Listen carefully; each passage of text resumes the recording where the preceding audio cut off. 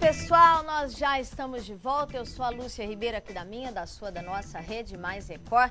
E a gente dá sequência aqui ao Fala Minas com mais histórias inspiradoras. Pois é, agora vamos falar de uma mineira de Ipatinga, no Vale do Aço, que inspirada, pelos anos trabalhando como assistente social, atendendo aí, mulheres vítimas de violência, ela acabou por virar autora best-seller com mais de 100 mil e-books vendidos. Cláudia Castro iniciou a carreira literária justamente para ajudar leitoras a superarem aí casos de abuso. A nossa conexão com a Cláudia é pela internet, ela fala com a gente de Ipatinga. Cláudia, seja muito bem-vinda aqui ao Fala Minas. Muito obrigada, eu que agradeço o convite, estou muito feliz de estar com vocês. Ô Cláudia, aí me conta uma coisa, As suas histórias, elas partiram um pouco do que você vivenciou na prática aí, atendendo essas mulheres vítimas de violência? Eu estou tentando acertar aí. Aí. Tá bom perfeito, agora? Ótimo. Tá bom. Então, eu comecei a trabalhar aí com mulheres vítimas de violência já no início da minha profissão, lá atrás, há 22 anos. E eu atendia mulheres vítimas de violência naquela época, também idosas, vítimas de violência. E fui atendendo vítimas de violência por muitos anos, atendi mulheres vítimas de estupro também, até sentir um desejo maior de falar com as pessoas. E aí me conta, Eu imagino que nesse tempo, são mais de 2 décadas aí como assistente social, você deva ter escutado histórias e relatos muito fortes e marcantes, E aí, dentro dos seus livros, você busca, mostrar para essas leitoras quanto é importante nós estarmos preparadas, E até para evitar essa violência também, Porque mulher não serve para saco de pancada, Ninguém serve, aliás, Então, assim, eu já ouvi muitas coisas nos meus anos de profissão, situações enormes, assim, que as pessoas nem imaginam, muita violência e algumas, assim, muito, sem lógica, como que o ser humano chega a esse ponto, como você mesma disse. Nenhuma pessoa deve ser saco de pancadas, lógico, mas, assim, a gente percebe o quanto que isso, falando da mulher, é maior, Infelizmente, ainda temos um índice alto de mulheres vítimas de violência, se a gente for considerar aí outros tipos de violência. E ainda temos um dado que é subnotificado, porque se você for observar lá no mapa da violência, em 2024, você vai ver que existem muitas mortes de mulheres sem causa, mortes violentas sem causas definidas. Então, muitas dessas mortes também podem ser por questões de relacionamentos.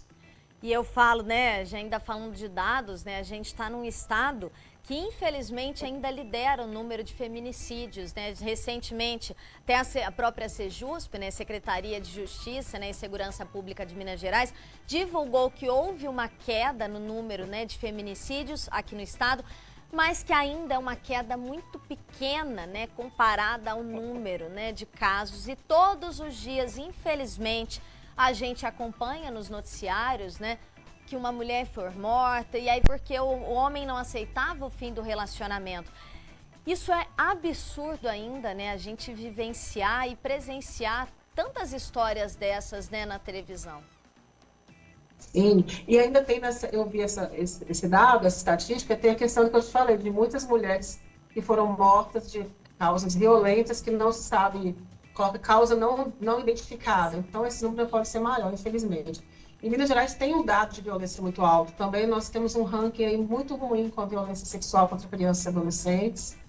E dentro desse meu trabalho, eu sou especialista em atendimento a mulheres vítimas de violência, eu vi assim, que isso também, as pessoas têm uma ideia de que toda mulher que é vítima de violência, ela quer romper a relação, ela quer se livrar desse casamento, desse noivado, desse namoro. E muitas vezes essa mulher ela quer simplesmente encerrar o ciclo de violência. Então, a gente precisa ter muito cuidado com essas falas comuns. A mulher gosta de apanhar. A mulher está ali porque não tem dinheiro.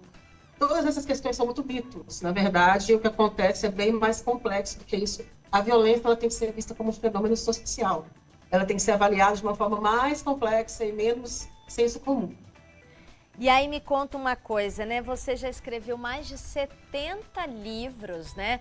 Desde então, como que é para você, né? Você ainda trabalha como assistente social e você tem esse trabalho de escritora, de autora também, né? Como que é conciliar também essas duas profissões?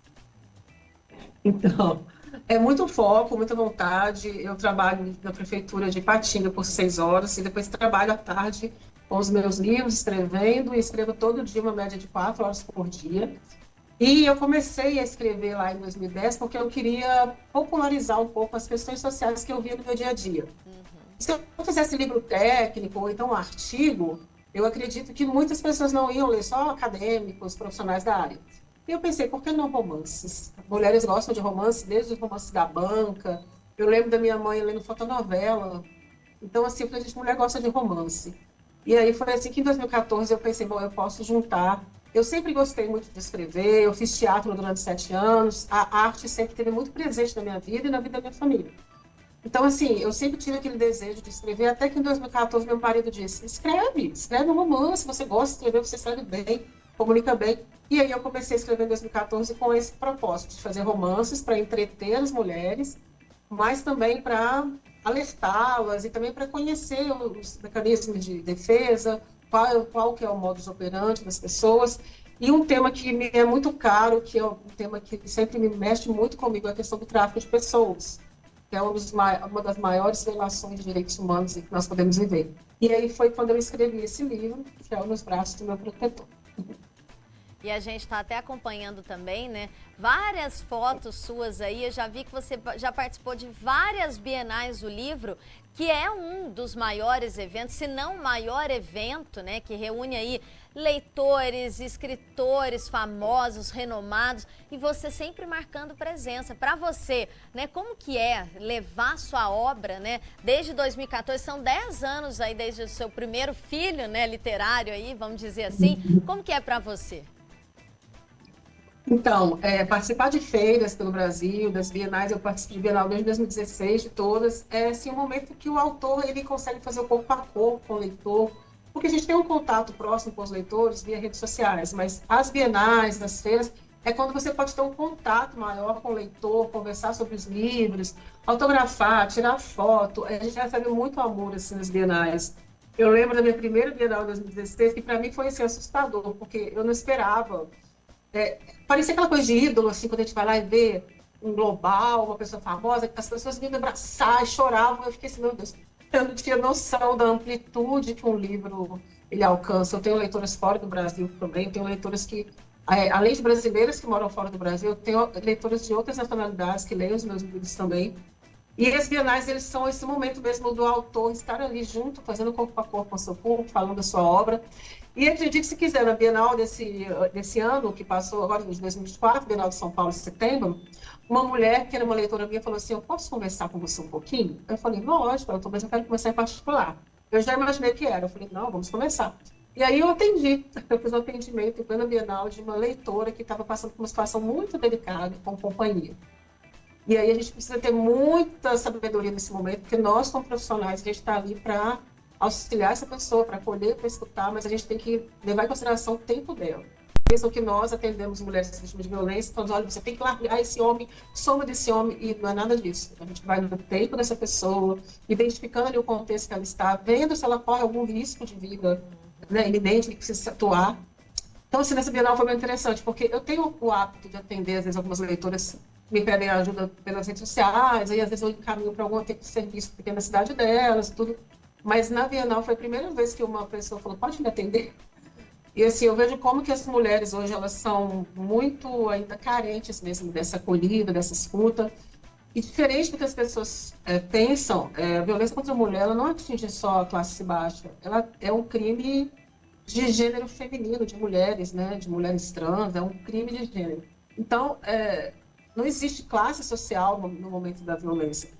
É lógico que tem grupos populacionais que são mais frágeis, mais vulneráveis, mas a violência é inerente à mulher. E eu achei muito interessante, né? Você levantou, além da violência contra a mulher, né, essa questão do tráfico de pessoas, né? E sim, as mulheres talvez sejam, né, as mais afetadas nessa situação. Às vezes recebe alguma oportunidade de emprego, né? Vive uma situação já mais delicada aqui no Brasil, recebe uma oportunidade de emprego acreditando nesse falso, nessa suposta, né, proposta, né, de mudança de vida. E acaba chegando em outro país, às vezes muito longe da própria casa e passando por situações desumanas, né? Se a gente for trazer ao pé da letra mesmo, eu acho que a palavra certa seria desumanas. E eu acredito, né, que esse teu trabalho, igual você falou, né? Chegou uma leitora, te chamou de canto para contar uma situação dela, é muito para isso mesmo, né? Para falar, olha, tá aqui o livro, né? É uma história, é ficção, mas eu tô aqui para alertar você também do que você pode fazer, quem você deve procurar. Por isso que é muito importante, eu falo que um incentivo à cultura, né? Porque a gente vai mostrar, principalmente para as mulheres, como que elas podem agir independente da situação, né, Cláudia? Sim, e assim, estava vendo uma reportagem agora de uma agência de pesquisa que em 2024, 25% houve de aumento no tráfico de pessoas, e sua grande maioria mulheres. E um outro dado importante, o Brasil, não o Brasil, mas o mundo, o mercado mais lucrativo, o terceiro mercado mais lucrativo do mundo é o mercado de tráfico de pessoas. E desse tráfico de pessoas, 83% para questões sexuais mesmo, exploração sexual, 14% para trabalho escravo e os outros 4% para tráfico de órgãos. E aí eu quero deixar com alerta, porque quando eu escrevo romance, sim. É para adultos? Sim. Tem entretenimento? Com certeza, mas eu tenho um propósito. O meu propósito quando eu escrevo os romances é que as pessoas, por trás de uma atividade gostosa, prazerosa, um livro é prazeroso, a leitora possa perceber também os riscos que ela pode correr se ela não tiver informação. Então, nesse caso de tráfico de mulheres, as pessoas acham assim, tráfico de mulheres no Nordeste. Isso não existe, gente. Tráfico de mulheres, tráfico de pessoas, crianças, adolescentes, é aqui, é onde você está, em todos os lugares. Existem diversas formas de tráfico. Existem várias propostas, como você mesmo falou, propostas de emprego mirabolantes que vão ajudar a família, propostas de casamento, só para você ter um visto, você vem para cá. É preciso ter muito cuidado também. Com adolescentes, né, quase no 100% são agências especializadas em dizer que serão modelos e criam todo ali um cenário para enganar os pais. E tem sempre uma pessoa muito importante, refinada, que vai ser o tutor. Então, assim, o tráfico de pessoas é um assunto que ainda não é muito conversado nas rodas de família, de amigos. As pessoas acham que o tráfico de pessoas está longe dela, e, na verdade, ele está muito mais perto do que vocês todos possam imaginar. É porque é um crime de nível federal, né? Então, assim, é um crime que não se deve falar muito, até para não incentivar outras práticas. Mas é preciso alertar as pessoas, principalmente as pessoas que são responsáveis por crianças, adolescentes, e principalmente as mulheres. Mulheres que estão, às vezes, em ânsia de conseguir um emprego melhor, de ajudar a família, de mudar de cidade, sofrer uma decepção amorosa. Essas são as mulheres que são aí o perfil. E as pessoas que estão ali aliciando, que estão observando, a gente chama de olheiros, eles são muito inteligentes, eles são muito espertos, eles fazem uma análise corporal ali daquela mulher, eles vão observando a rotina dela, e é muito fácil você conseguir chegar até essa mulher. E eu acredito, né, que essas pessoas, principalmente as mulheres, né, esses espiões que estão de olho aí, nesses criminosos, eles vão observar bem a fragilidade, a vulnerabilidade dessas pessoas, dessas mulheres, e vão tentar tirar proveito. E acaba 90% dos casos conseguindo tirar proveito dessa fragilidade, dessa vulnerabilidade. E eu acho que é aí que a informação ela tem um papel fundamental, né? Quanto mais a informação puder chegar ao maior número de pessoas, né? Que seja violência contra a mulher, seja violência, seja homofobia, né? Seja qualquer setor, quanto mais informação, mais aquela pessoa, por menos instrução que ela tenha, ela vai apertar um alerta, um gatilho dela ali e falar, opa, eu acho que eu estou correndo perigo. Isso também faz parte da literatura, né? É o papel da literatura. Com certeza, a literatura ela leva para dentro da casa da pessoa algo que a gente não consegue fazer enquanto profissional. Para você ter uma ideia dos meus livros, o que eu faço? Por exemplo, nesse livro, eu coloco, quando eu vou escrever um livro, eu já decido qual vai ser a questão ali social que eu vou trabalhar. Então, nos meus 75 livros, Eu já trabalhei em questão de casamento entre pessoas do mesmo sexo, adoção tardia, eu já trabalhei em sensibilidade, violência contra criança e adolescente, abuso sexual e por aí vai. Então, geralmente, eu coloco essa questão dentro do contexto do livro, para não ficar uma coisa assim, no final tem uma nota técnica. Então, eu costumo fazer nota de autora, onde eu converso ali com o leitor, falo como que nasceu aquele livro, qual é o propósito dele, mas dentro do livro, igual nesse livro mesmo, esse casal vai tentar aí descobrir quem que é essa quadrilha, porque o pai da personagem principal, ele é preso, ele acaba virando aí ele é preso, ele é inocente, ele acaba entrando numa situação para desviar a atenção da polícia do carregamento de pessoas que estão saindo do país. E aí essa filha vai o tempo todo juntar com esse Fabrício, que é o personagem principal, ele é um delegado, e eles vão tentar provar e descobrir essa quadrilha. E aí, nesse momento do livro, eu vou, dentro do enredo, com a pessoa gostando da leitura, eu vou colocando como que é o modus operandi, como que essa quadrilha está funcionando. Tem um concurso de beleza, que é para o novo rosto da marca de cosméticos. E aí as meninas estão empolgadíssimas, todas elas querem ser, os prêmios são maravilhosos, mas na verdade não é nada daquilo. E aí, eu sempre digo que a Globo tratou muito bem disso na Salve Jorge, a novela, e aí eu falo o seguinte, que na vida real, e infelizmente, né, não é como na novela nem nos livros, na vida real, geralmente, os finais não são tão felizes, a gente vê todo dia nos meios de comunicação, a polícia conseguindo desbaratar aí cativeiro, as mulheres muito judiadas, muitas delas são drogadas para que possam fazer a questão da exploração sexual, então, realmente é muito difícil, mas muito triste, e assim, quanto mais novas meninas, maior o risco. Quanto mais vulnerável e carente financeiramente for o lugar, maior o risco. Mas isso não quer dizer também que em classes altas não há esse risco, também há. Com certeza. Olha, Cláudia, quero parabenizar, e já são 75 livros, que venham mais 75 aí, né, para fazer esse papel fundamental que é alertar, né, trazer a mulher para a realidade, ali mostrar, olha, você não está sozinha, a gente vai te acolher e mostrar o caminho, né, mais seguro para essas mulheres, né, e para essas pessoas também. Então, Cláudia, muito obrigada por estar aqui com a gente hoje. Nossa, eu que agradeço. Quem quiser conhecer um pouco mais das minhas obras, as minhas redes sociais todas são a autora Cláudia Castro. Legal, tá? A rede social, inclusive, está aparecendo na tela, apareceu durante a sua participação. Então, pessoal, entre lá, conheça um pouco mais do trabalho da Cláudia, essa mineira aqui de Ipatinga, né? Mostrando aí, né, o quanto é importante as mulheres falarem para as mulheres também, né? A criminalidade está aí para todas as áreas, mas infelizmente a mulher ainda é a maior vítima dessa criminalidade. E infelizmente, né, ainda dentro dos seus próprios, né, lares, das próprias casas, onde seriam lugares que seriam de maior segurança. Então a gente fica muito triste, mas fica muito feliz com o trabalho aí dessa escritora, da Cláudia também. Tá?